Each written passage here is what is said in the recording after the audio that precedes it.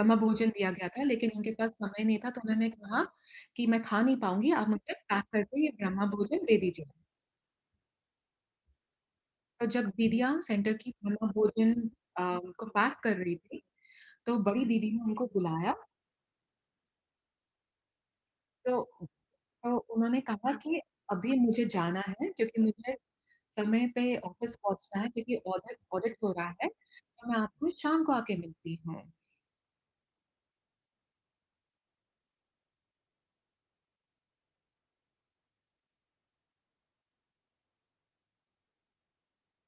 उन्होंने बड़ी दीदी को कहा कि मैं अभी नहीं मिल पाऊँगी, मैं आपको शाम को आके मिलूँगी। लेकिन बड़ी दीदी ने कहा कि नहीं, अभी ही आके तुम्हें मिलना है मुझे। तो दीदी ने कहा कि प्लीज़ दीदी नहीं हो पाएगा। तो फिर किसी ने कहा कि नहीं, बड़ी दीदी बुला रही है, उनकी तबीयत ठीक नहीं है, तो तुम अभी जाओ। तो फिर अदिति दीदी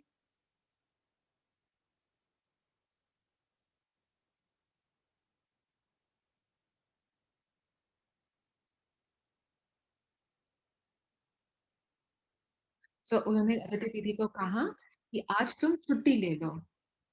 तो अभी ये दुविधा में पहुँच तो ये दुविधा में हो गई क्योंकि कि आज तो ऑडिट है, तो उनको तो जाना ही है और वो तो उनको अगर वो नहीं गए, ऑफ़िस तो बहुत मुश्किल हो जाएगी। तो बड़ी सिस्टर ने कहा दीदी ने कहा लेकिन तुम्हें आज छुट्टी लेनी पड़ेगी क्योंकि मेरी तबीयत ठीक नहीं है और तुम ही जा पाओगी सेवा स्थानों पे। तो फिर उन्होंने कहा अदिति दीदी ने कहा कि नहीं, मेरे लिए ये मुश्किल होएगा क्योंकि आज ऑडिट शुरू हो रहा है और मैं बिल्कुल भी छुट्टी नहीं ले पाऊँगी। मैंने ही सबको कहा है कि छुट्टी नहीं ले पाओगे और मैं अगर छुट्टी लूँगी तो अच्छा नहीं लगेगा। फिर लेकिन बड़ी दीदी रोने जैसे हो गई कि नहीं तुम्हें ही जाना पड़ेगा, तुम्हें ही जाना पड़ेगा मेरी तबीयत ठीक नहीं है और तुम्हें ही ये सेवा करनी पड़ेगी। तो ये बहुत दुविधा में आ गई। तो फिर अदिति दीदी ने 2 मिनट सोचा कि क्या हो जाएगा कि अगर मैं नहीं जाऊँ ऑफ़िस, क्या हो जाएगा? तो फिर मैंने सोचा कि क्या होएगा, ज़्यादा से ज़्यादा क्या होएगा, मुझे नौकरी से निकाल दिया जाएगा। तो अगर मुझे नौकरी से निकाल दिया जाएगा तो क्या हो जाएगा? मेरे पास तो मेरा तो कोई परिवार है नहीं, जिस पे जो निर्भर है मेरे पे। तो ठीक है, मुझे अगर बाहर से निकाल देंगे, तो ठीक है, मैं वो फ़ेस कर लूँगी। तो अभी मेरे पास चॉइस है कि मैं अभी क्या करूँ? कि कि मैं चूज़ किससे करूँ, बाबा या लौकिक जो मेरी नौकरी है, तो मैं क्या चूज़ करूँ? तो फिर दीदी ने उस समय क्योंकि बाबा से इतना प्यार था, उन्होंने फिर सोचा कि ठीक है, जाने दो, नौकरी जाती तो जाए। तो उन्होंने कहा दीदी ठीक है, बड़ी दीदी को कहा ठीक है दीदी, मैं जाऊँगी सेवा करने। उनको गाँव में जाना था सेवा करने के लिए। तो उन्होंने कहा ठीक है, मैं जाऊँगी गाँव में सेवा करने के लिए और जैसे उन्होंने ये डिसाइड किया और वो गाड़ी में बैठी अ गाँव में जाने के लिए बाकी बहनों के साथ। जैसे वो बैठी, वैसे ही उसी समय फ़ोन आ जाता है, वो ऑफ़िस से फ़ोन आ जाता है। तो वो पूछते हैं, "आप कहाँ पे हो? आप कहाँ पे हो?" तो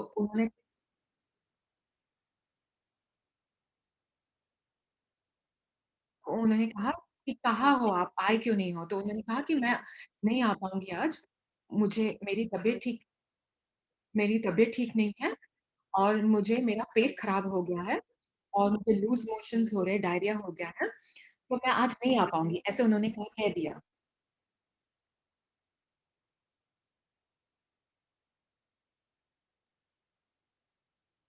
तो फिर वो बड़ी जो उनके ऑफ़िस से जिनका फ़ोन आया था, वो बहुत गुस्से में थी। वो बहुत गुस्से में थी कि कौन काम करेगा? आपको बोला था छुट्टी नहीं लेनी है और सारी चाबियाँ तो आपके पास है, हम क्या दिखाएँगे?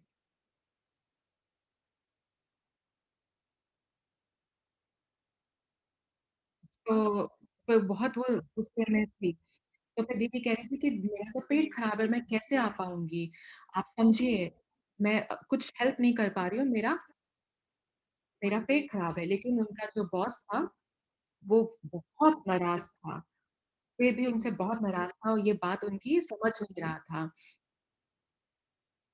तो दीदी को जैसे पता था कि उनको पता था कि ज़्यादा से अभी क्या होने वाला है, उनको नौकरी से निकाल देंगे। तो उन्होंने ये रिस्क लिया और बोला कि मैं नहीं आ पाऊँगी, मेरा पेट खराब है और फ़ोन पे रख दिया।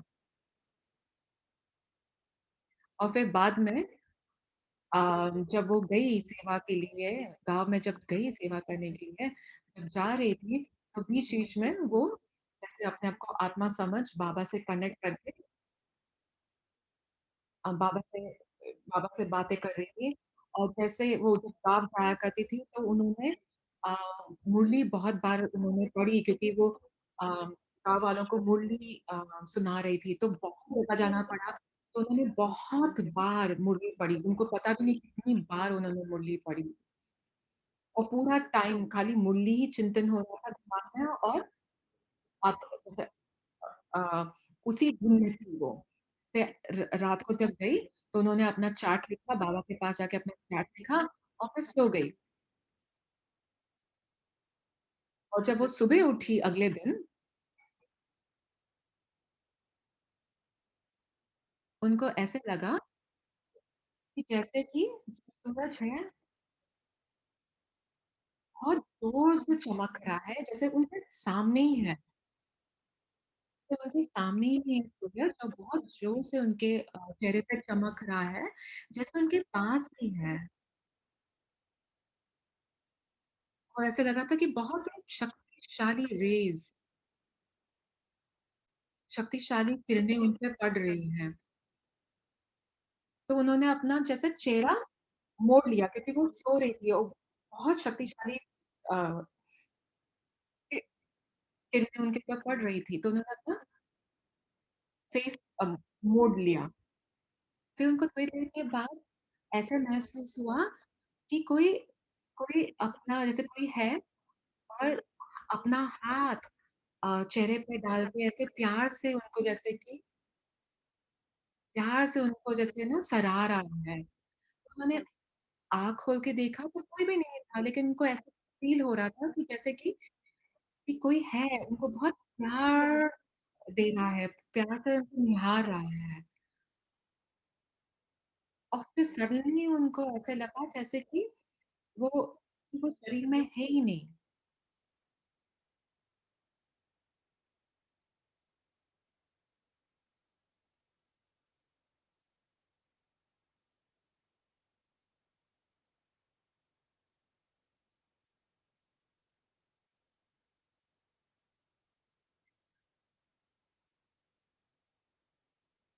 तो ए तो ऐसे उनको अनुभव होने लग गया कि जैसे कि वो शरीर में है ही नहीं और उनको ऐसा लग रहा था कि जैसे ये तो हूँ ही नहीं, मैं ये तो शरीर हूँ ही नहीं। तो उनको जैसे लग रहा था ये शरीर बीच में आ रही है, अड़चन आ रही है, जैसे ये शरीर चाहिए ही नहीं, तो मैं हूँ ही नहीं। तो उनको उस समय तो नहीं समझ में आया कि ये बॉडीलेस स्टेट है, लेकिन उनको ये समझ में आ रहा था कि बहुत लाइट फ़ील कर रही है, बहुत ही हल्का फ़ील कर रही है। और उन्होंने जब अपने आप को शीशे में देखा, तो उनको उनको समझ में नहीं आ रहा था ये शरीर क्या है? वो छू रही थी अपना जैसे फेस को छू रही थी, अपनी बॉडी को छू रही थी, लेकिन उनको समझ में नहीं आ रहा था कि जैसे कि ये शरीर तो क्या है? ये क्यों शरीर क्यों है ये? क्योंकि ये तो मुझे चाहिए नहीं, मैं तो खाली आत्मा हूँ। तो ये बहुत अच्छा उनका अनुभव था कि जैसे उनको समझ में ही नहीं आ रहा था कि शरीर के जैसे वो बोल रही हैं, जैसे तार बीच में आ जाती है, जब आप चल रहे हो तो तार बीच में आ जाती है, तो आपको लगता है ये तार तार हटाओ, ये बीच में क्यों आ रही है? वैसे उनको लगा था कि ये शरीर क्यों बीच में आ रहा है? ये जैसे शरीर चाहिए नहीं, हटाओ इसे। तो ऐसा बहुत गहरा अनुभव हुआ उनको और उसके बाद उनको जैसे ऐसे महसूस होने लगे जैसे कि कुछ चाहिए ही नहीं।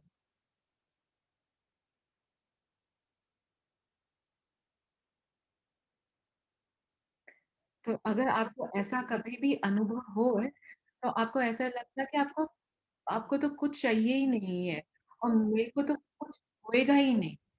मुझे तो कुछ होने भी नहीं वाला क्योंकि अभी तो मुझे मेरे साथ बाबा है और मुझे बाबा मिल गया।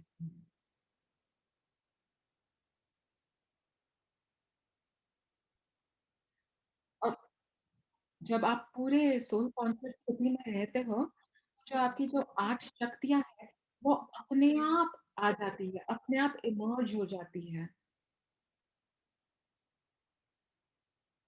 तो ये इतना सुंदर और गहरा अनुभव था कि उन वो वो उसमें पूरी मगन हो गई थी। फिर थोड़ी देर के बाद जब वो ऑफ़िस गई, तो उनका जो बॉस था, उन्होंने ऑफ़ कोर्स उन उन उन पे काफ़ी उन पे काफ़ी गुस्सा करा और काफ़ी ज़ोर की आवाज़ से उनसे बात की और कहा फिर दीदी ने उनको कहा कि ये तो कभी भी किसी के साथ भी हो सकता था, मैं कुछ कर नहीं पाई।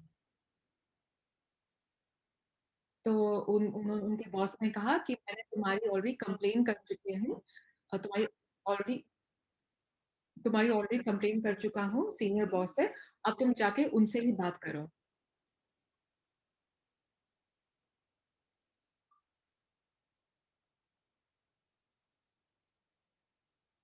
तो जब गई तो बड़े बॉस ने कहा अ, तो बड़े बॉस ने कहा तुम जाके अपनी सारी जो फाइल्स है अपने अलमारी से लेके आ जाओ और ड्रॉ से लेके आ जाओ क्योंकि सारा कुछ बंद था, उनके पास चाबी थी। तो उन्होंने कहा कि तुम लेके आ जाओ, वो रख दो मेरे पास ताकि अगर तुम नहीं रहो तो मैं ऑडिटर को दिखा पाऊँ। तो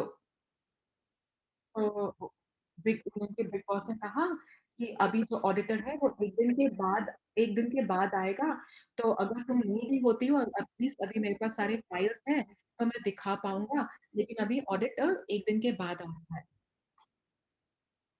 लेकिन उनकी जॉब नहीं गई, कुछ नहीं हुआ, क्योंकि दीदी पूरा टाइम शाबाश देती रही। क्योंकि उनको पता था जो सुबह का अनुभव जब जो हुआ उनको, उनका उनको इतना कॉन्फिडेंस था, इतना उनको निश्चय था कि उनको पता था, इतना निश्चय था कि उनको पता था कि कुछ नहीं होने वाला। उनको इतना निश्चय बाबा पे और ड्रामा में था कि उन्हें पता था कि कुछ नहीं होएगा उन्हें।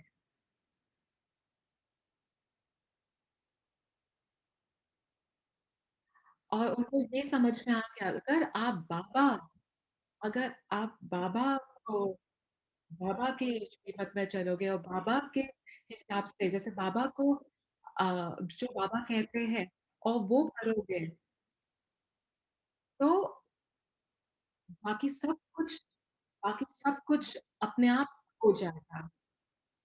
बाकी जो चीज़ है, चाहे ऑफ़िस की है या परिवार की है, वो अपने आप हो जाएगा। क्योंकि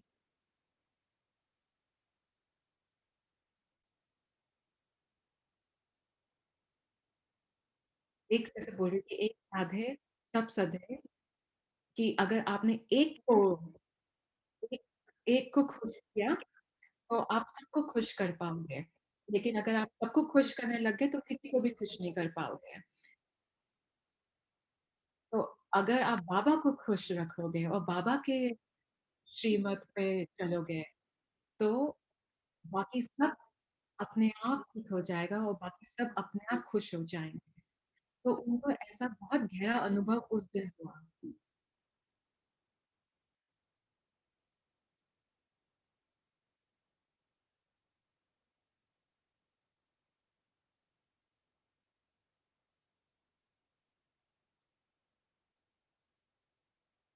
दीदी जैसे एक एग्ज़ाम्पल देती है कि अगर आप एरोप्लेन में जाते हो, जब आप उड़ते हो, तो विमान से अगर आप जब देखते हो तो सब कुछ नीचे बहुत छोटा दिखने लग जाता है। जैसे आप सबके ऊपर हो, आप बीच में फँसे ही नहीं हो, आप ऊपर से देख रहे हो और बाकी सब छोटी पड़ जाती है। तो ऐसे ही अगर आप बाबा के साथ उड़ते हो, तो फिर बाकी सारी चीज़ें बहुत छोटी दिखने लग जाती हैं। ऐसे बहुत सारे अनुभव हुए हैं, परिवार के साथ भी परिवार के साथ भी अनुभव हुआ है। तो जैसे वो बोलती है कि जब पहली बार जब खाने को लेके जब धारणा उन्होंने करना शुरू किया, वो बहुत शुरू-शुरू की बात है, जब वो नई थी ज्ञान में,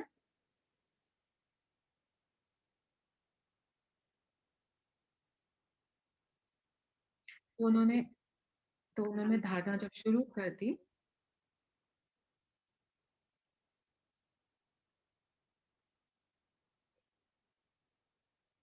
तो उन्होंने तब किसी को बताया नहीं था कि मैं खाने को लेके बहुत लाइक मैं किसी का हाथ का नहीं खाऊँगी, तो उन्होंने किसी को बताया नहीं था इसके बारे में। तो ये दिल्ली में थी, जब काम किया करती थी अपने आप से, फिर जब वो घर आई, उसके बाद जब उनको 2 दिन की छुट्टी मिली और जब वो घर पहुँची फ्राइडे को जब वो घर पहुँची,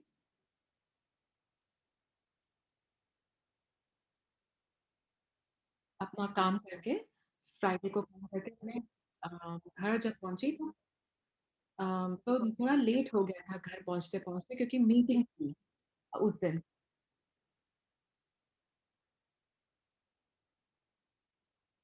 तो वो लेट भी थी, फिर भी वो गई। फिर उन्होंने डिसाइड किया था कि वो घर आएँगी।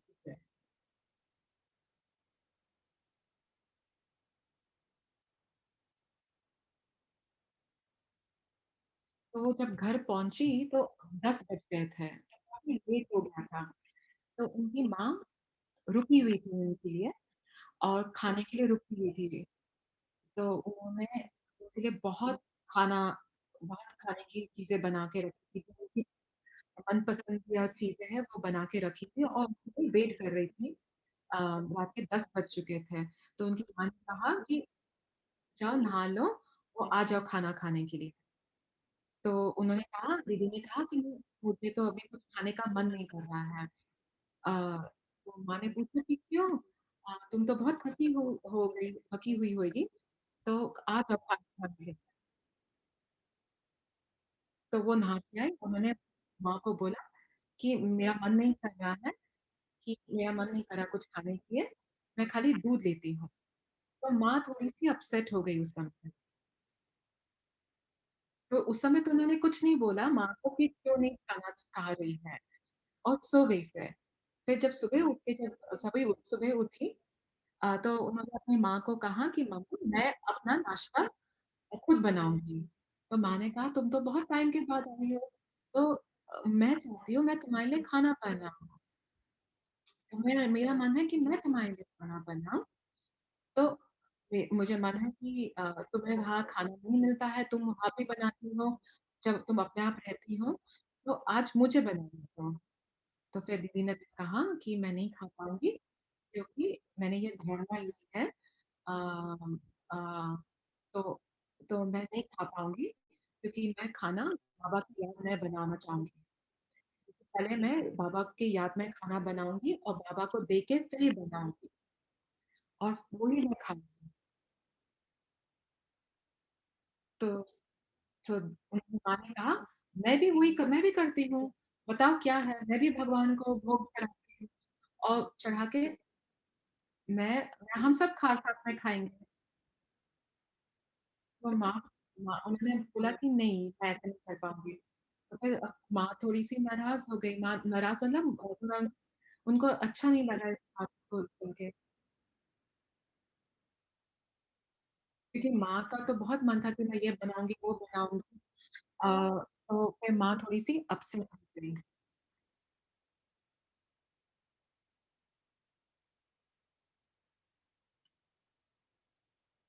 तो माँ को पता था कि दीदी को ज़्यादा खाना बनाना आता नहीं है। तो वो बहुत सोच रही थी कि कैसे बना पाएगी। फिर भी दीदी ने बहुत प्यार से बाबा की याद में उन्हें खाना बनाया। माँ बहुत अपसेट थी ये देख के कि ये मुझे बनाने नहीं दे रही है। तो इतनी अपसेट हो गई उनकी माँ कि वो रोने लग गई और उनके जो पिता थे वो देख रहे थे सब कुछ। और जब माँ पिता के सामने रोने लग गई, तो पिता बहुत गुस्से में आ गए, बहुत ज़्यादा गुस्से में आ गए। फिर पिता ने बहुत ज़ोर से गुस्से में कहा कि तुम तुम वो ही खाओगी जो इस घर में बन रहा है और तुम अभी इस किचन से निकल जाओ यहाँ से।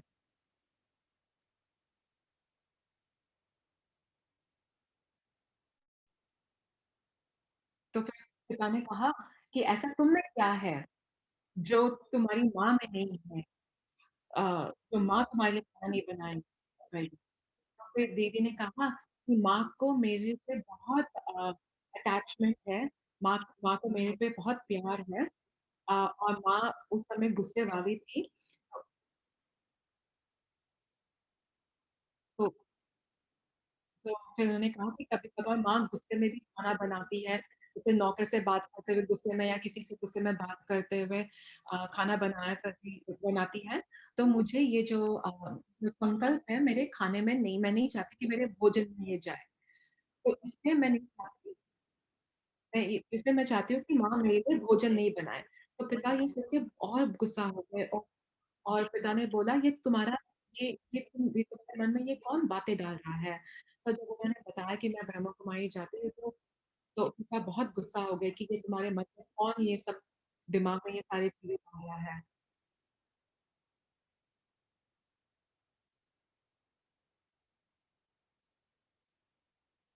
तो फिर पिता ने कहा अगर तुम हमारे घर का खाना नहीं खा सकती हो और अगर तुम खाली ब्रह्मा कुमारी के हाथों का भोजन खा पाओगी, तो तुम एक काम करो, यहाँ रहो ही मत, घर पे आओ ही मत, तुम जाओ वहाँ पे ही रहो और घर से तुम निकल जाओ और यहाँ आओ ही मत। जिस दिन तुम घर का खाना खा पाओगी और जिस दिन तुम अपनी माँ का बनाया हुआ खा पाओगी, तभी तुम घर के अंदर आना, नहीं तो अभी तुम घर के बाहर निकल जाओ। तो अ, दीदी बहुत शॉक आप सोच सकते हो कि दीदी कितने शॉक में आ गई होगी। दीदी सोच रही थी कि खाने के लिए इतना खाली खाना मना करने के लिए इतना बड़ा डिसीज़न ले लिया पिता ने। लेकिन फिर भी दीदी बहुत काम रही, बहुत शांत रही और क्योंकि उनको बाबा की ये याद आ रही थी कि अ, शांत रहना और कुछ बोलना, वो चुपचाप से पास में थी,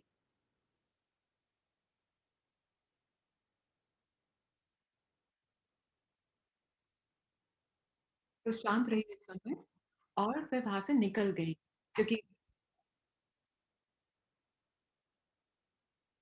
तो उन्होंने अपने पापा को कुछ नहीं कहा उस समय एंड उन्होंने अपना अपना अपना सारा सामान लेके वो दिल्ली वापस आ गए।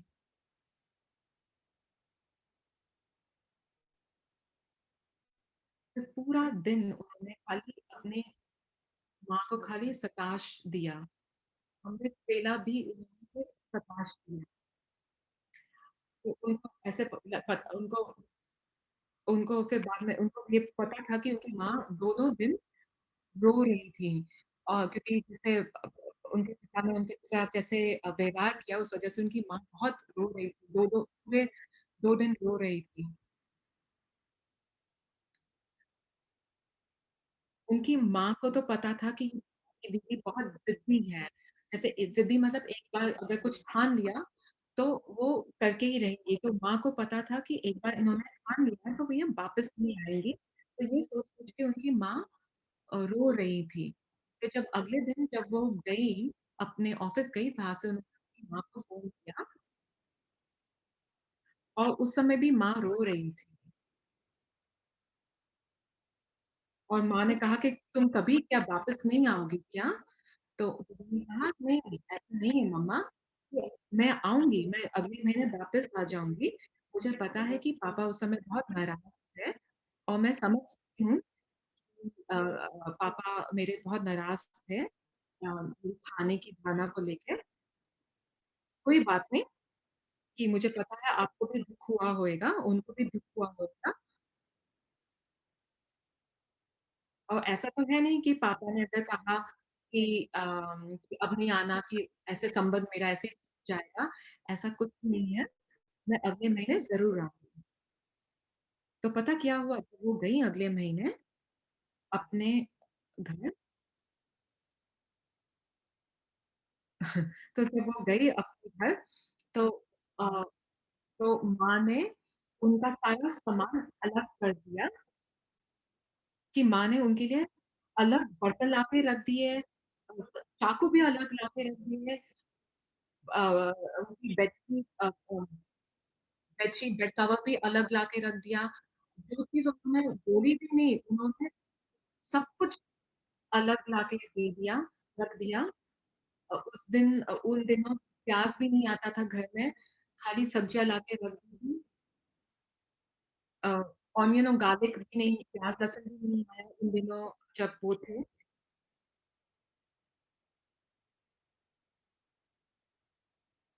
ऑनियन गार्लिक का मतलब वहाँ था भी नहीं, सबको बोल के रखा था और बोला बोला ये लो अलग बर्तन तुम्हारे, अलग सब कुछ तुम्हारा और तुम अगर अच्छा खाना बनाओगी तो मैं भी तुम्हारे हाथ का खाऊँगी। और उसके बाद कभी भी उनको फिर प्रॉब्लम नहीं आई। उनके जो सगी-संबंध थे उनको भी पता चल गया उसके बाद कि ये ऐसे ही होने वाला है, कि इनका सामान है, ये इनके बर्तन हैं और ये अलग बर्तन हैं।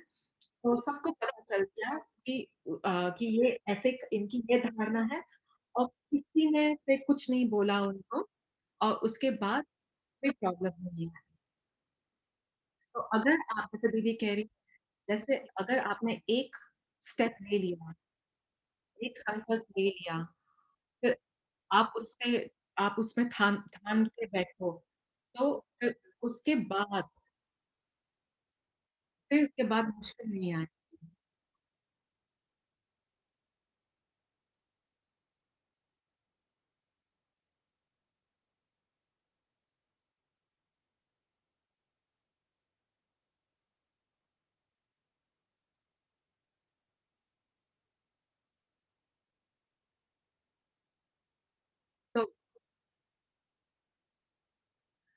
तो क्योंकि दीदी ने कहा कि उनको उनको समझ में आ रहा था कि वो नाराज़ नहीं हुई अपने पापा के साथ या माँ के साथ बिकॉज़ उनको पता था कि उनको कैसे लग रहा होगा कि मैंने मना कर दिया था कि मैं खाना नहीं खाने वाली हूँ। तो वो उनको समझ में आ गया था तो वो कभी उन पे नाराज़ नहीं हुई।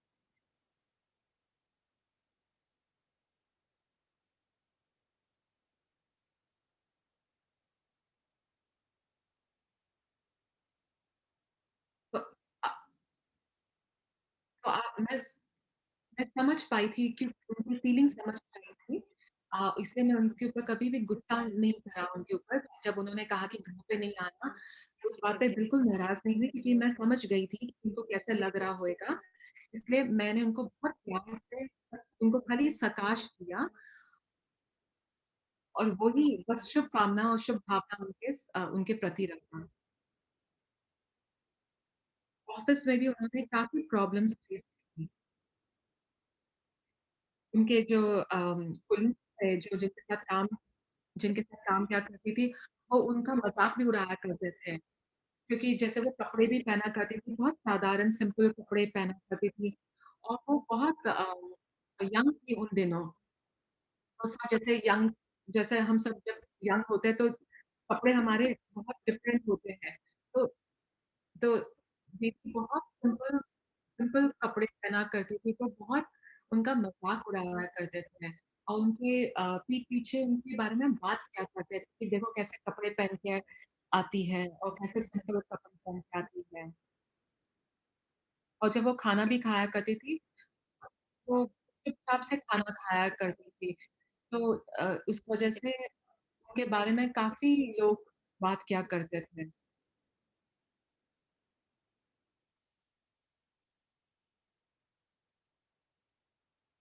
तो फिर भी वो अपना करती गई, अपनी धारणा पे दृढ़ थी और वो मीडिया में काम किया करती थी और बाबा ने उनके द्वारा काफ़ी सेवा की।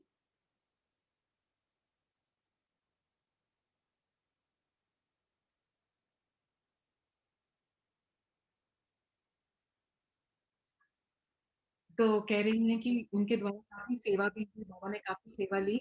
18 18 साल 18 साल तक वो हर एक मीडिया वालों के पास जाके उनको राखी बाँधा करती थी और ज्ञान दिया करती थी। इतना ही नहीं, खाना तो छोड़ दो, पानी भी नहीं पिया करती थी ऑफ़िस का पानी भी नहीं पिया करती थी। तो उनके जो उनके साथ काम किया करते थे, वो बहुत आश्चर्य रहते थे कि ये देती कुछ नहीं है, बस हमेशा जब आती है तो देती ही है। ज्ञान देना या टोली देना या प्यार देना, तो ये क्या कैसे ये क्या संस्था है जो खाली देती ही है, लेती कुछ नहीं है।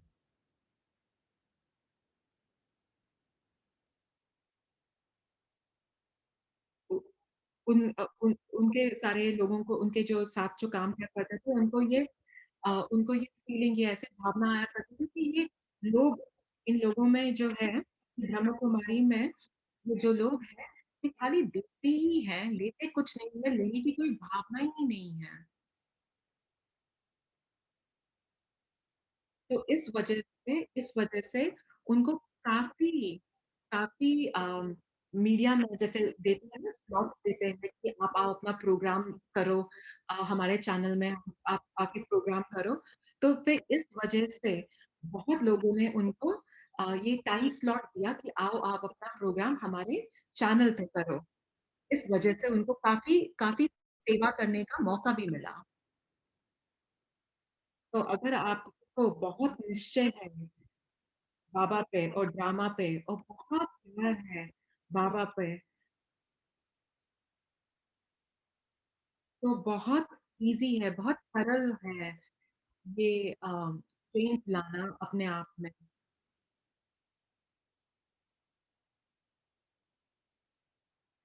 बहुत बहुत सरल हो जाता है अपने आप को बदलना और ये चेंजेस लाना अपने आप में। क्योंकि आपको अगर बाबा से इतना अगर प्यार हो, तो फिर बाप समान बनना बहुत ईज़ी हो जाता है क्योंकि बाबा से प्यार है। तो बाबा जैसे हैं, वैसे आपका भी मन करेगा बनने के लिए। तो बहुत खुशी-खुशी में ये परिवर्तन उनमें आए।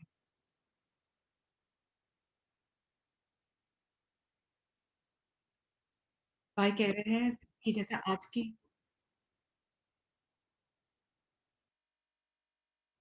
मुरली में भी था कि जो धारणा के अंदर रहेंगे, जो धारणा में रहेंगे, वो बहुत ही बाप के नज़दीक रहेंगे और लीन बनेंगे। आप दीदी ने बहुत सारे चैलेंजेस थे, जैसे खाने को लेके चैलेंज था, अम काम पे चैलेंजेस थे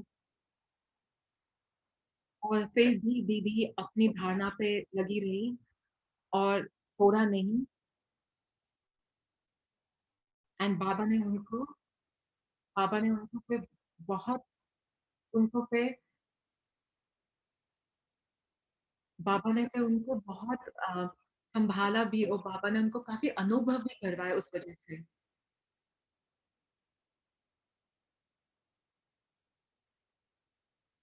क्योंकि वो मुल्तान से है तो जहाँ बहुत सूफ़ी और संत आते हैं उस धरती से, तो भाई कह रहे हैं कि दिखता है कि आप भी उस जगह से हो, आपके चेहरे से भी लगता है सूफ़ीपना दिखता है आपके चेहरे से।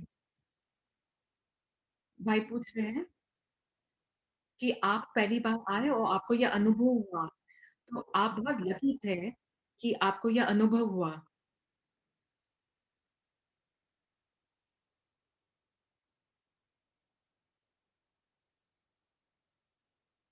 जैसे जैसे वो उनको वो जब उनको डिसीज़न लेना पड़ा कि मैं काम पे जाऊँ या सेवा के लिए जाऊँ गाँव में। बट आपको ये सब अनुभव बट आपको पहले अनुभव हुआ था शरीर से अलग होने का जो अनुभव था, तो आपके लिए थोड़ा-सा ईज़ी हो गया था ऐसा डिसीज़न लेने के लिए क्योंकि आपको पहले से ही अनुभव होना शुरू अनुभव होना शुरू हो गया था। लेकिन बहुत लोगों को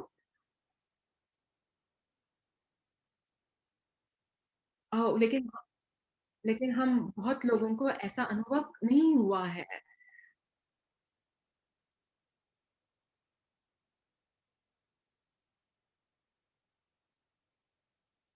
तो ऐसा भी हो सकता है कि हमें कोई और टाइप का अनुभव हुआ होगा, लेकिन क्या हम उसको उतना इम्पोर्टेंस दे रहे हैं उस अनुभव को?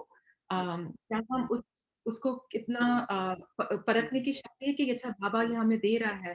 बट बट अगर एक बार 1 मिनट के लिए इसको छोड़ दें, आपको ये सब अनुभव हुआ था, आपको ये इतना सुंदर अनुभव हुआ, आत्मा का अनुभव हुआ, लेकिन बाकी लोगों को नहीं हुआ है, तो फिर हम बाकी लोग क्या करें?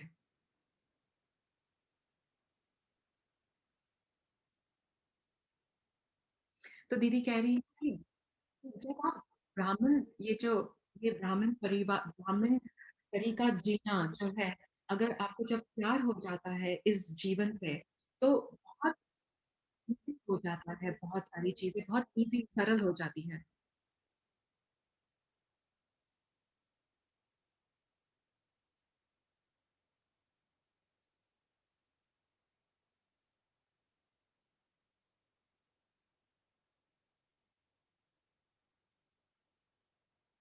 तो कह रही है कि उनको उनके साथ ऐसे हुआ कि किसी ने उनको ये नहीं बताया था कि पवित्र रहना है।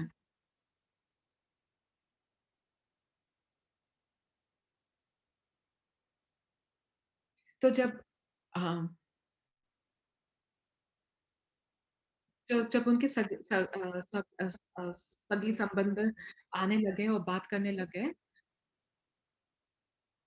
तो वो उनको जैसे जैसे ब्रह्म कुमारी के बारे में बोलते हैं, जैसे सुरमा लगा के काला जादू करते हैं और अलग कर देते हैं परिवार से। तो इनको उनको इस बात का कुछ भी नहीं पता था, क्योंकि परिवार में किसी को इस बारे में नहीं पता था, तो कभी भी इन्होंने ब्रह्म कुमारी के बारे में ऐसी चीज़ें सुनी भी नहीं थी। तो वो उनको कुछ पता भी नहीं था इस सब चीज़ों के बारे में, वो सेंटर जाना शुरू कर दिया था उन्होंने।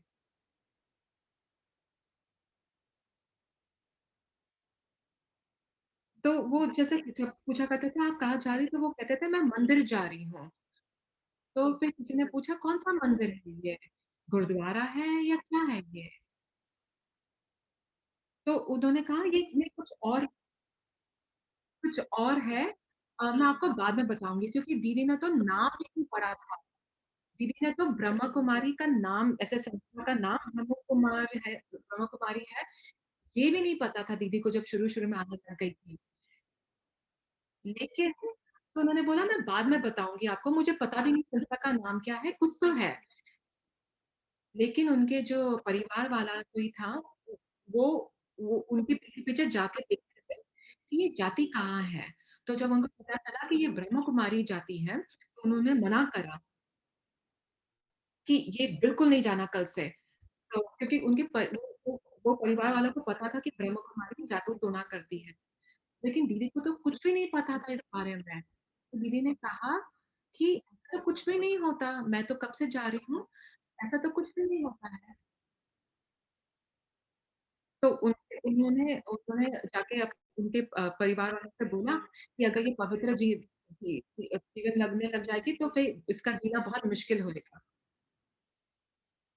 तो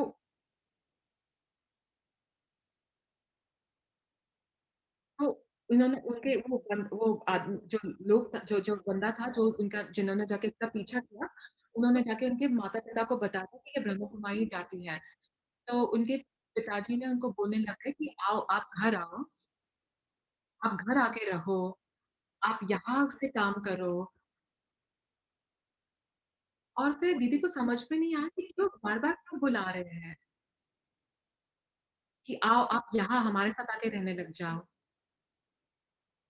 और फिर बहुत प्यार से बुलाने लग गए कि आप आओ, हमारे पास आके रहो, हम चाहते थे कि तुम हमारे पास रहो और दीदी को तो पता भी नहीं था कि क्यों बुला रहे हैं। तो दीदी लेकिन फिर भी चली गई अपने लौकिक घर चली गई रहने के लिए क्योंकि बहुत प्यार से बुला रहे थे उनको। तो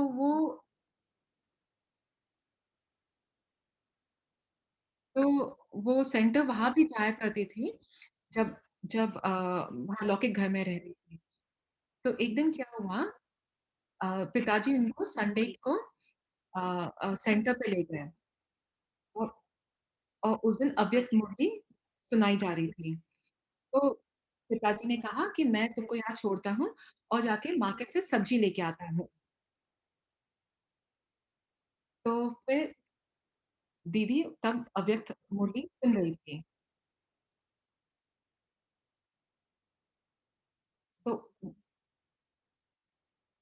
तो मुरली में फिर एक पैराग्राफ आया कन्या के बारे में, कुमारियों के बारे में। तो अव्यक्त मुरली में एक लाइन था कि कुमारी से जब बात कर रहे थे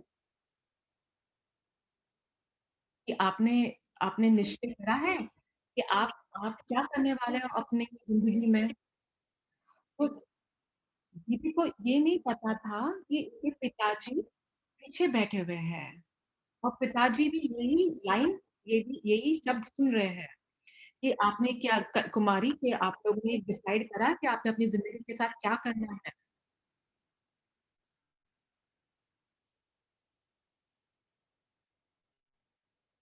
तो इनको दीदी को तो नहीं पता था कि पापा उनके फादर सुन रहे हैं।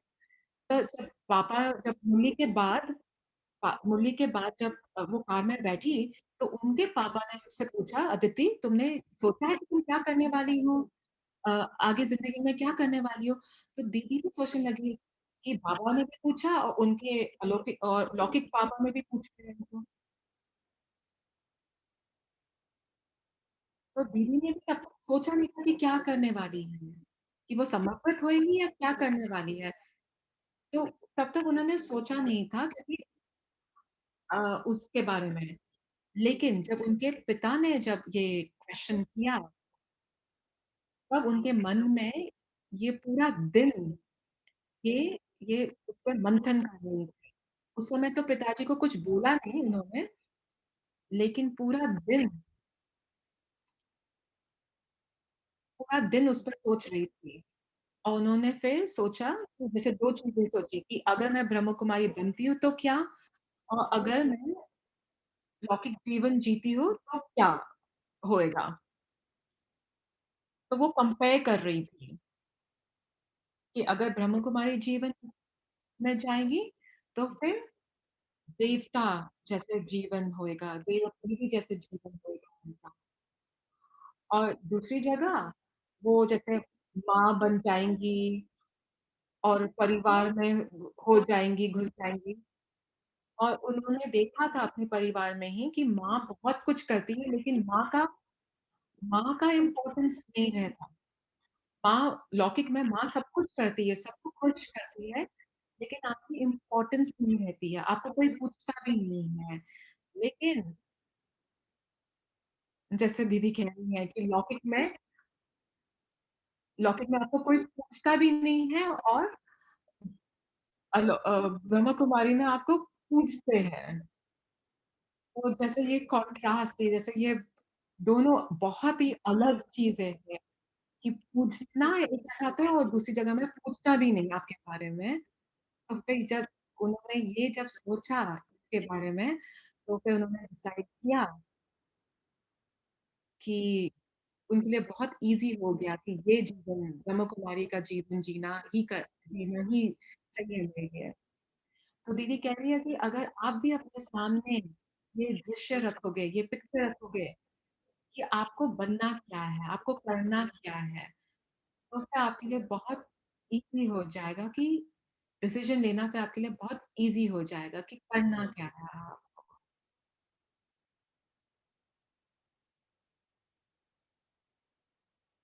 भाई कह रहे हैं कि ये बहुत अच्छा है अपना चार्ट क्रिएट करना और देखना कि क्या चाहिए और जब आप लिखते हो फिर आपको दिखाई देने लग जाता है। अ, चीज़ें दिखाई देने लग जाती है जो आप कभी इस बारे में कभी सोचते भी नहीं हो।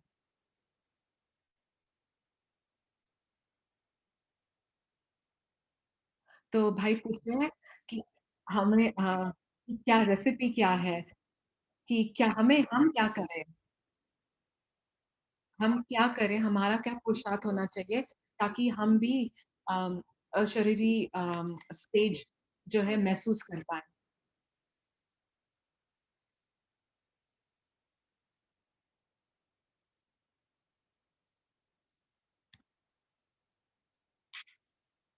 तो पहला जो टिप है, तो दीदी कह रही है अगर आप पूरे समर्पित हो जाते हो बाबा के आगे और अपनी बुद्धि बहुत ही क्लीन और क्लियर रखते हो। ऐसा नहीं है कि अपना शरीर बाबा को दे रहे हो, पर अपनी बुद्धि बाबा को समर्पित करते हो। अगर आप कहते हो कि बाबा भी मैं बाबा के आगे पूरी समर्पित हूँ, मन से, बुद्धि से और बहुत क्लीन और क्लियर संकल्प रहते हैं। जैसे दीदी कह रही है अर्पण और दर्पण का जैसे बता रही हैं। जितना आप समर्पित होंगे बाबा के आगे, जितना आप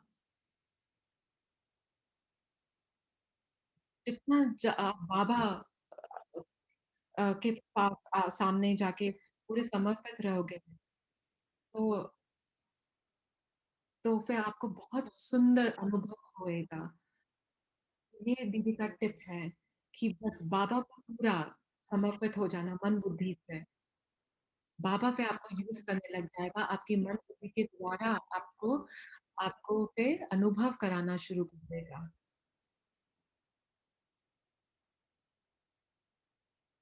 दीदी कह रही है कि एक दिन जब वो बैठी हुई थी, अपने डाइनिंग रूम में बैठी हुई थी, बाबा से बातें कर रही थी,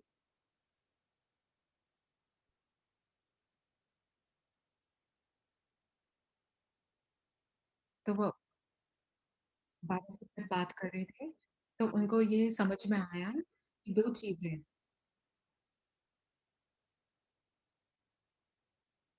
कि जब कोई जैसे कोई टेस्ट पेपर आते हैं, तो आप क्या करते हो? आप फाइट करते हो वो टेस्ट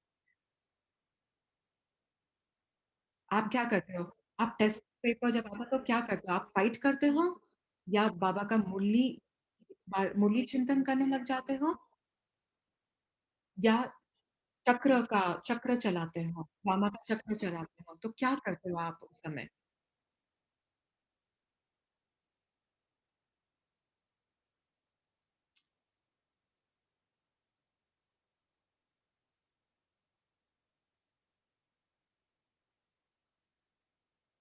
सो दीदी कह रही है कि आप करते क्या हो जब आपके पास टेस्ट आता है, तो आप क्या करते हो? आप अपने संकल्पों से के साथ झगड़ा कर रहे हो, जैसे बातें कर रहे हो, मुरझा जा रहे हो या आप उस सिचुएशन के साथ फाइट कर रहे हो या आप आपको आप या आप जैसे कृष्णा के पास 2 चीज़ें हैं, एक तो मुरली और फिर जो चक्र है अ, जो कृष्णा जो चक्र घुमाते हैं, तो आप उस समय क्या कर रहे हो? कृष्णा जैसे मुरली या चक्र चला रहे हो या आप वही या अपने संकल्पों के साथ आप झगड़ा कर रहे हो? तो दीदी कह रही हैं कि जब उनके आगे कोई टेस्ट पेपर आता है, तो वो मुरली पढ़ना शुरू करने लग जाती है। अव्यक्त मुरली पढ़ती है, 1 बार नहीं, 2 बार नहीं, 4-5 बार पढ़ती हैं और उन्हें मुरली बहुत पसंद आती थी उन्हें मुरली बहुत पसंद आती है। मुरली जैसे सब चीज़ों का जवाब दे देती हैं और दूसरा जो है स्वदर्शन चक्र और जो 5 फॉर्म हैं जो चक्र के जो हम लोग जो जैसे बाबा कहते हैं, तो उससे उनको बहुत हेल्प होती थी। तो वो 8 टाइम्स चाहे कुछ भी हो जाए ज़िंदगी में, वो 8 टाइम्स अ डे स्वदर्शन चक्र फेरती थी और उस वजह से उनको बहुत हल्का फ़ील हुआ करता था।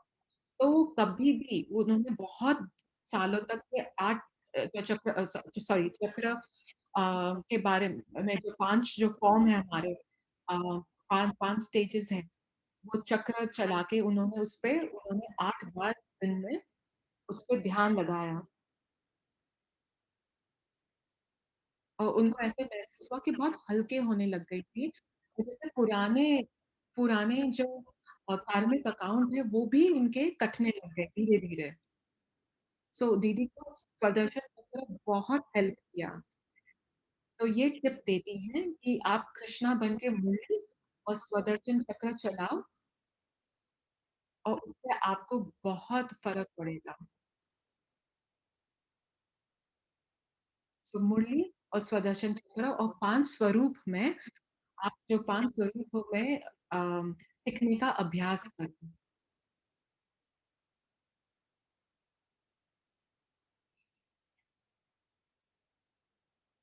तो मधुबन में जब वो अमृत वेला करा करती थी, जैसे टावर ऑफ पीस और बाबा का जो हट है, वहाँ पर उनको बहुत सुंदर-सुंदर अनुभव हुआ करते थे।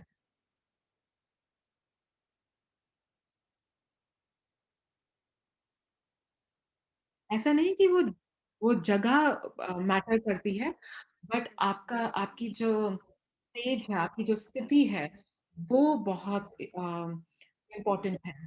तो एक अनुभव बताती हूँ कि बाबा के हट में वो बाबा के पिक्चर के आगे बैठी हुई थी और ऐसा उनको अनुभव हुआ कि बाबा उनसे बात कर रहे हैं।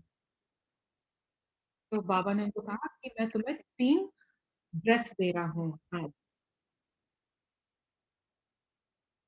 तो ये 3 ड्रेस पहनने के बाद कोई भी टेस्ट पेपर नहीं आएगा, कोई भी मुश्किलें नहीं आएँगी। पहला है गोल्डन ड्रेस, दूसरा डायमंड ड्रेस और तीसरा आपका शाइनिंग चमकीला ड्रेस।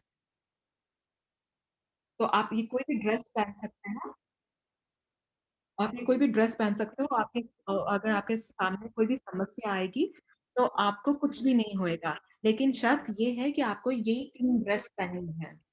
तो गोल्डन ड्रेस क्या हुआ? आपका सतयुग ड्रेस। आपका सतयुग में आप क्या आप सतयुग में कैसे हो? आपके गुण कैसे हैं? आपका चरित्र कैसे है? तो आप वो ड्रेस में आप वैसे अनुभव करके वो ड्रेस पहनो। तो वो पहले गोल्डन ड्रेस हुई। तो दूसरी ड्रेस थी डायमंड ड्रेस। तो डायमंड ड्रेस की जो है वो ब्राह्मण ड्रेस जो ब्राह्मण समय में आप जो ड्रेस पहनते हो, जो पवित्रता है इस ब्राह्मण जीवन की, तो वो डायमंड जैसे चमकता है। जैसे डायमंड के पास सारा रंग है, लेकिन और बहुत प्योर है रहता है और चमकीला वाला रहता है। तो आप ये महसूस करके ये ड्रेस पहनो, प्योर ड्रेस, पवित्र ड्रेस। तो और तीसरा शाइनिंग चमकीला वाला जो है एंजल ड्रेस, फरिश्ता वाला ड्रेस। जैसे कि आपने वो ड्रेस पहना हुआ है और आप जैसे उड़ रही हो, आप फ्लाइंग स्टेज में हो। आप सारे मुश्किलों के पार हो, सारे ऑब्स्टिकल्स के पार हो, सारे मुश्किलों के पार हो, सारे चीज़ों से पार हो। तो तो आपको गोल्डन ड्रेस में होना है या आपको डायमंड ड्रेस में होना है या आपको चमकीले शाइनिंग ड्रेस में होना है। तो यही 3 ड्रेसों में आपको पूरे दिन में रहना है। तो दीदी ये तीनों ड्रेस के पहन पूरा दिन उन्होंने तो यही सोचती रही कि आज मैं अभी कौन-सा ड्रेस पहनती हूँ, अभी मैं कौन-सा ड्रेस पहनूँ। और फिर बाबा ने मुझे ये दिया है चॉइस, तो दीदी को ऐसा बहुत प्यारा अनुभव हुआ, ये पूरा दिन इस पे सोच के।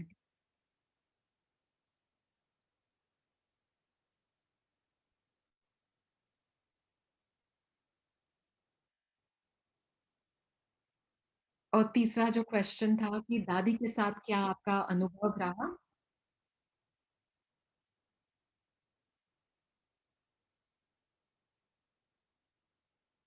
तो दादी जानकी के साथ उनका स्पेशल अनुभव था।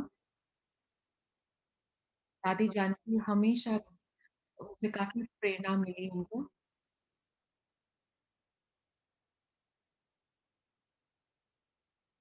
जब उनको पता चला कि दादी जानकी का मन जो है वो स्टेबल है। अ जैसे गिनीज़ बुक में उनका भी है ना कि उनका बहुत स्टेबल मन है। और जब उन्होंने इनके बारे में दादी जानकी के बारे में ये सुना, तो उन दीदी का भी मन था कि मैं भी वैसे बनूँ। फिर दीदी ने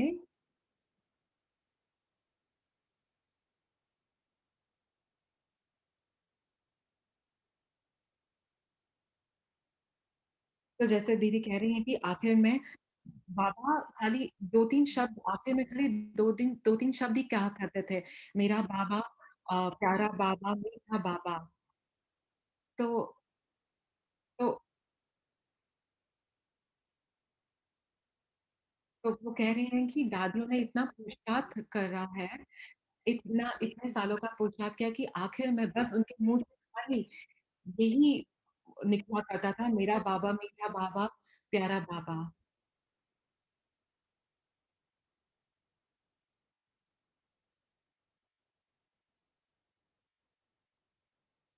तो वो कहती है कि दादी कहा करती थी कि ऐसा न कि मैं कभी ये नहीं बोल सकती कि मैं सर्विस करती हूँ।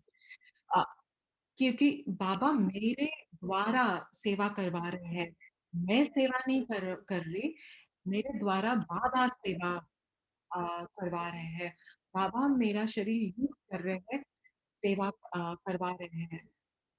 तो फिर दीदी ये जब सुना करती थी तो ऐसा मैं कहती थी कि शुक्रिया बाबा प्लीज़ मुझे यूज़ करो, मेरे द्वारा भी सेवा हो।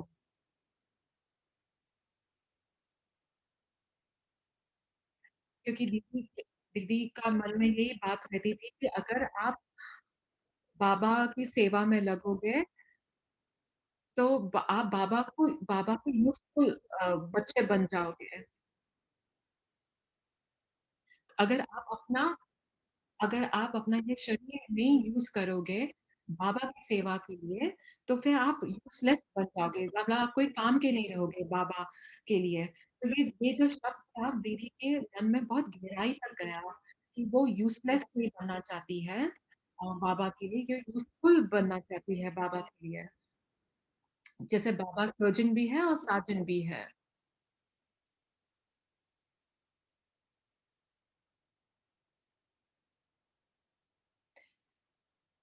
जैसे अगर बाबा आपका सर्जन और साजन है, तो आपको कभी भी आपको कभी भी दुःख नहीं हो सकता, क्योंकि वो आपका सर्जन है। तो आपको कभी भी शरीर का दुःख नहीं हो सकता, कभी भी दर्द नहीं हो सकता और वो आपका साजन है, तो आपको कभी भी कोई दुःख नहीं हो सकता।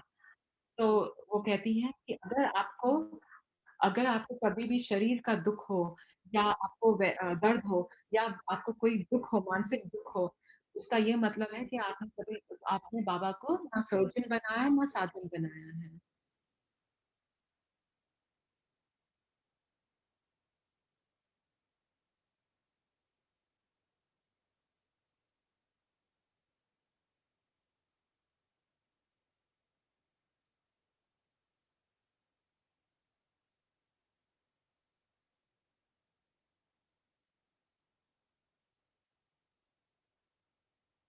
तो दीदी कह रही हैं कि दादी से बहुत प्रेरणा मिला करती थी। दादी जैसे बहुत भोली भोली बहुत सीरियस भी थी और बहुत भोली भी थी। जैसे हम बचपन में जैसे कितने भोले रहते हैं और बाबा को ऐसे ही मीठे बच्चे बहुत पसंद है जो बहुत भोले हैं, बहुत इनोसेंट हैं। जैसे बहुत ही प्योर हार्ट, प्योर संकल्प, बहुत ही पवित्र संकल्प और प्योर संकल्प था दादियों का। एक बार उन्होंने अपना बर्थडे सेलिब्रेट किया दादी के साथ,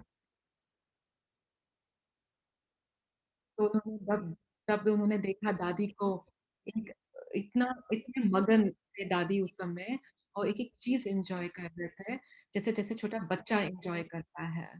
तो उन्हें वो बहुत अच्छी तरह से याद है।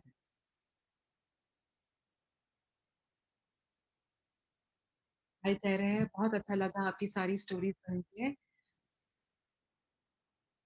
And thank you so much. तो मन कर रहा है कि हम आपकी बातें सुनते ही जाएँ और बंद करने से पहले अगर आप थोड़ा मेडिटेशन करवाएँगे तो बहुत अच्छा लगेगा। अभी सुकन्या सिस्टर थोड़ा-सा पहले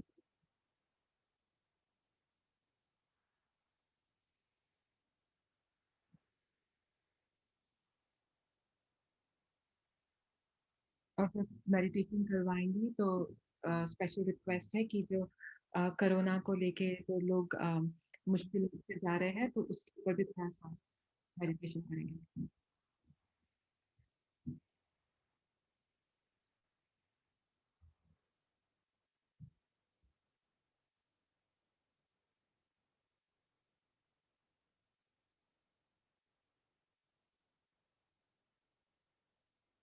दीदी कह रही है कोरोना की वजह से बहुत लोगों ने अपना शरीर छोड़ा है, बहुत लोग पीड़ित पीड़ित हैं और बहुत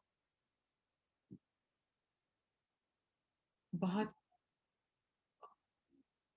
बहुत मुश्किलों से गुज़र रहे हैं अभी। तो ये हमारी अभी हमारा ये अभी कर्तव्य है कि उनके हम उनको उनके लिए मेडिटेशन करें और साथ-साथ हम अपना भी जो स्टेज है उसको काफ़ी ऊँचा ले आएँ ताकि हम उससे इफ़ेक्ट ना हो। नहीं तो अगर हम उनकी बातें सुन के उनके इफ़ेक्ट में आ जाएँगे तो हम फिर रोने लग जाएँगे और खराब महसूस करने लग जाएँगे, तो हमारी भी स्थिति फिर बिगड़ जाएगी।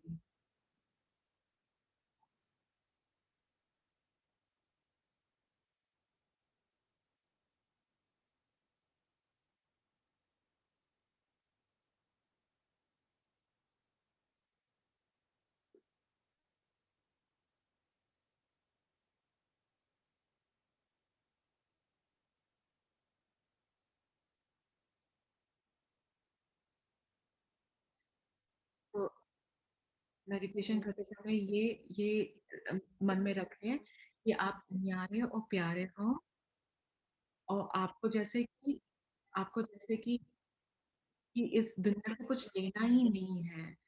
जैसे विराग्य स्थिति में रहो और ये स्थिति में रहो कि इस दुनिया से अभी कुछ लेना ही नहीं है इस दुनिया से कुछ लेना-देना नहीं है, उस स्थिति में रहिए और फिर बाबा से प्यार और शांति का किरणें लेके इन इन सबको फैलाइए। तो थोड़ी देर अभी आराम से बैठिए,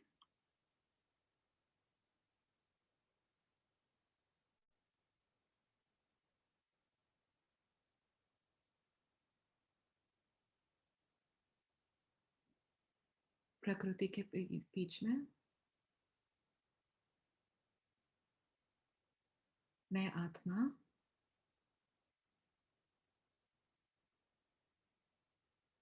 बहुत ही शक्तिशाली आत्मा,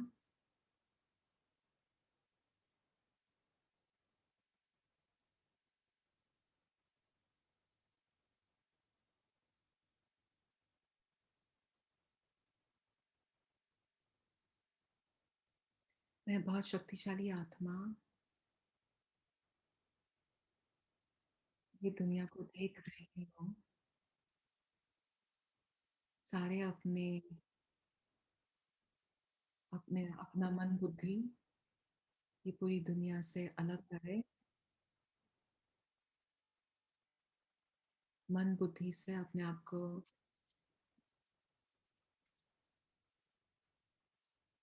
अलग करिए और जैसे साक्षी भाव रखिए, ये देखिए दुनिया को देखिए,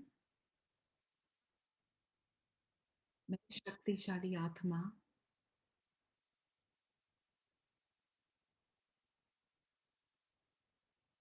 बाबा जो बहुत शक्तिशाली है, वो मेरे सम्मुख बैठे हुए हैं और मुझे तैयार कर रहे हैं, सेवा के लिए तैयार कर रहे हैं ताकि मेरे द्वारा इन सारे बच्चों की सेवा हो पाए और मैं बाबा की किरणों से जैसे बाबा की किरणें, शांति की किरणें, प्यार की किरणें मेरे पे मेरे पे गिर रही हैं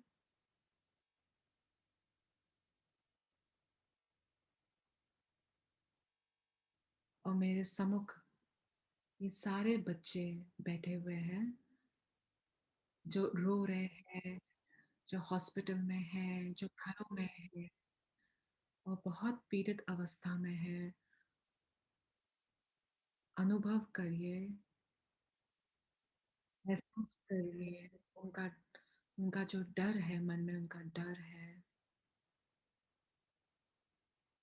वो महसूस कर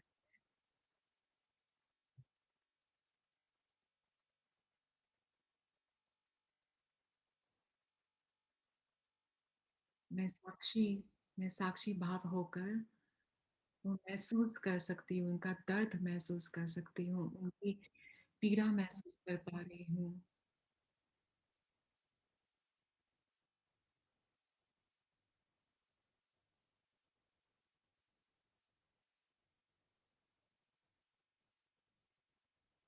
और धीरे-धीरे मन बुद्धि द्वारा अपने शरीर से न्यारे होके बाबा के पास समीप पहुँच जाइए।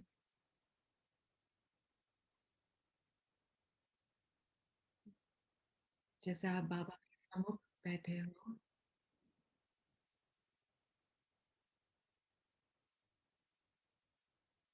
शांत तारों से भरे,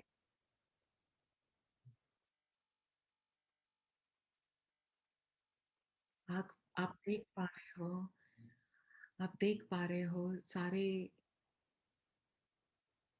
सारे आत्माओं को जो दुःख में है, दर्द में है, आप उनको देख पा रहे हो दूर से और महसूस कर पा रहे हो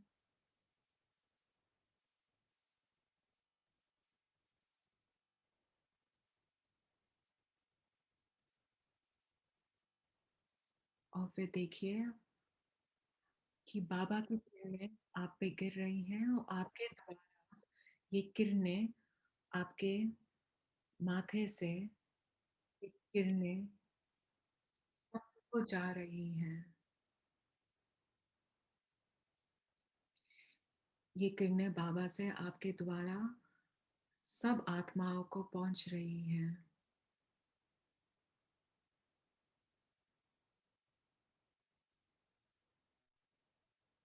और ये किरणें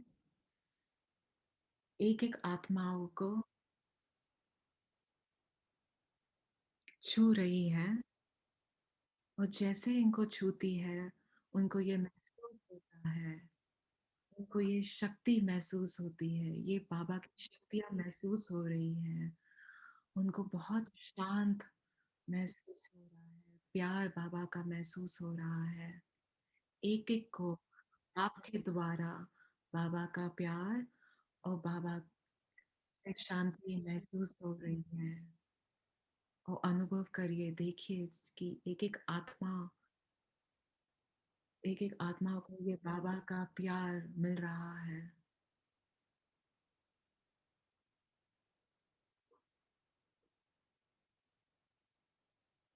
और हमारे द्वारा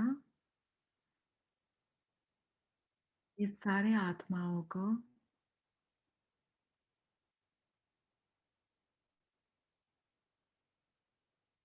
प्यार मिल रहा है और लाइट मिल रही है और धीरे-धीरे ये सारी आत्माएँ अंधेरे से बाहर निकल रही हैं, जैसे दुःख और दर्द से बाहर निकल रही हैं और ये जो सारी जो गोला है, जो भूमि है, ये सारा जो गोला है, ये जो धरती है, ये जैसे धीरे-धीरे अंधियारे से निकलते हुए प्रकाश की ओर, प्रकाश की तरफ जा रही है। ओम शांति।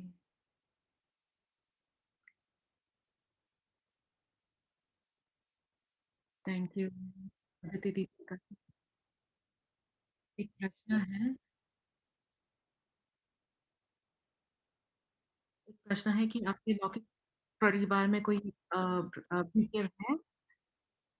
तो उनके पिता जो है, जो बहुत उनके खिलाफ थे और बहुत खिलाफ शुरू से बहुत खिलाफ थे,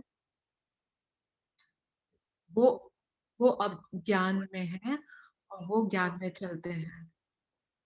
तो उन्होंने अपने पिता को पोस्ट दिया है और वो बहुत ही बहुत ही बहुत ही बाबा के बहुत ही अच्छे बच्चे अ, बने हैं। भाई भी कहते हैं कि जैसे आपके माता-पिता आपके बारे में हमेशा से ही चाहेंगे और जब वो आपको बहुत खुश देखते हैं, तो तब वो आपके लिए भी बहुत खुशी महसूस करते हैं।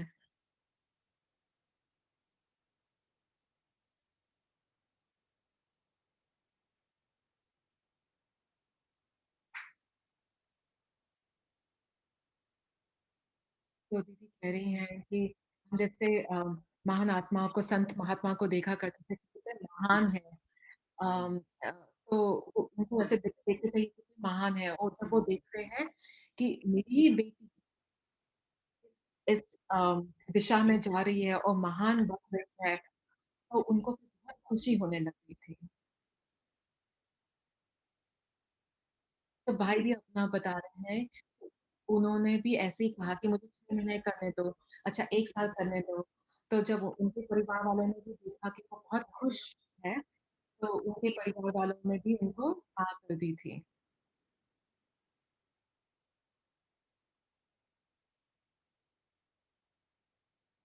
तो दीदी कह रही है कि हाँ, ऐसा होता है कि बहुत लोग आपके खिलाफ होते हैं, तो आपको उस समय बाबा को यूज़ करना है और बाबा के थ्रू एक्सपेरिमेंट और एक्सपीरियंस करना है।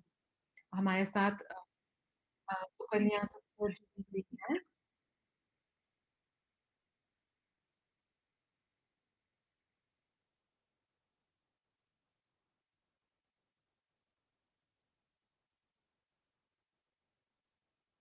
तो हमारे साथ क्योंकि सिस्टर भी है,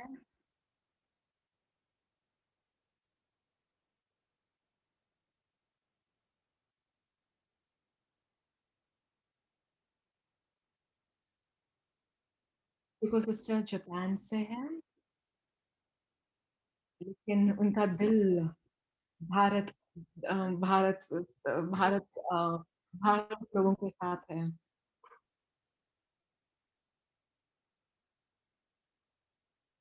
दीदी कह रही हैं कि उन्होंने काफ़ी फ़ॉरेनर्स को देखा है जो हिंदी समझ सकते हैं और बात भी कर सकते हैं।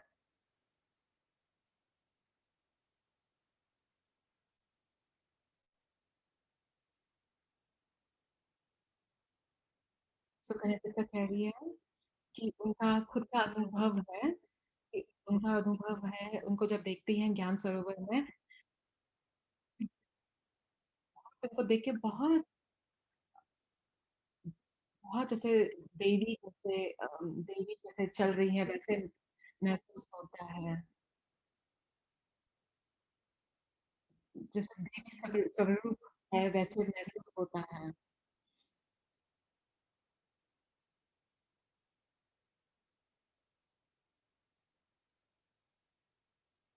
और दीदी की जो कहानी थी कितनी कितनी अच्छी कितनी कितनी प्रेरणा देने वाली कहानी है।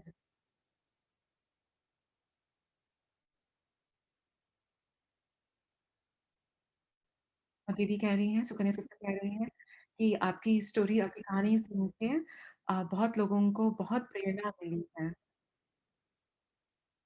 तो आपसे बहुत ही गहरी वे से हम लोग कनेक्ट कर पा रहे हैं।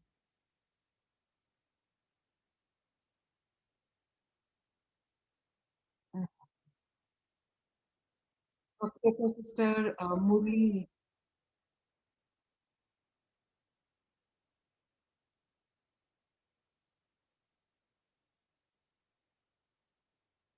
दीदी के पास और भी कहानी है तो हम सब कह रहे हैं कि दोबारा आइए और दोबारा हमें बाकी की कहानियाँ भी बताइए।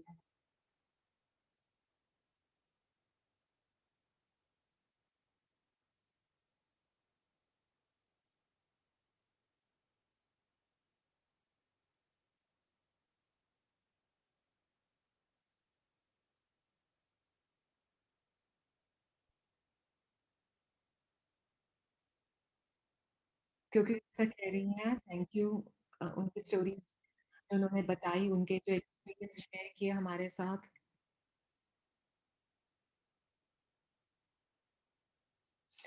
एंड उनकी कहानी सुन के ऐसे लगता है जैसे कि हमारे में भी जान आ गई है कि हम भी कोई भी टेस्ट पेपर अभी अ, फेस कर पाएँगे।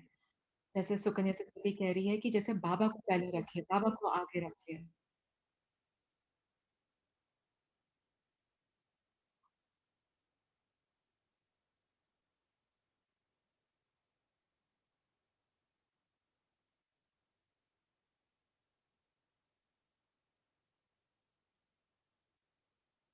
जैसे दीदी ने कहा कि अ, अर्पण और दर्पण के बारे में भी, तो जैसे अपने आप को समर्पित करोगे तो अ, वो भी वो भी उसके बारे में कहा और फिर कहा कि स्वदर्शन चक्र और मुरली, क्या करना चाहते हो? आप झगड़ना चाहते हो या स्वदर्शन चक्र चला स्वदर्शन चक्र चलाना चाहोगे या मुरली सुनना चाहोगे? क्या करना चाहोगे उस समय?